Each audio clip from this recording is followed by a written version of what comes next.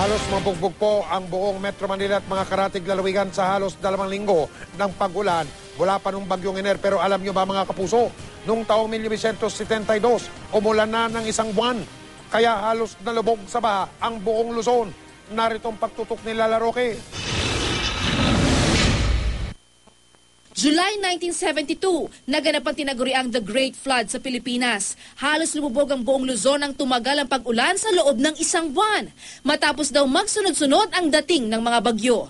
Kaya na tinaguri ang Great Flood dahil kung very familiar tayo sa Pampanga River Basin at saka yung Agno River Basin, nagkita yung tubig ng Pampanga at Agno during that time. Si Mang Vic, tuwing may nangyayaring malakas na pag-ulan, naaalala raw ang nangyari sa kanilang pamilya noong 1972. 20 anyos lang daw siya noon nung suungin niya ang abot dibdib na baha sa kahabaan ng Espanya. Pati raw bahay nila sa Santa Cruz, Maynila, hindi nakaligtas sa hagupit ng bagyo.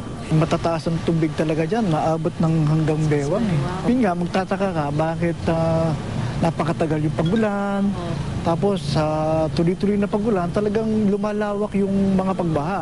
Ang nangyaring paghagupit ng habagat sa Metro Manila nitong nakaraang halos 10 araw, wala raw sinabi sa naranasan nila noon. Ang masasabi natin noon na maaaring kukonti pa yung mga istruktura na nakakaano doon sa mga ilog-ilog natin. Tsaka yung ating siguro mga drainage, medyo maganda pa.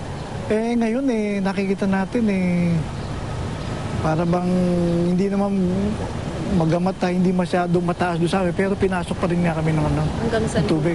Ayon sa Pag-asa, 50% ng pagbahang naranasan kamakailan ay dahil daw sa kalikasan. Pero ang kalahati nito ay dahil daw sa kapabayaan ng mga tao. There's always possibility na we will be experiencing this great flood. We need to have engineering interventions like structural measures.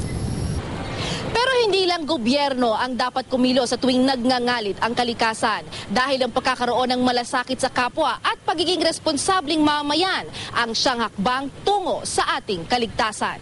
Lala Roque, Nakatutok, 24 Oras.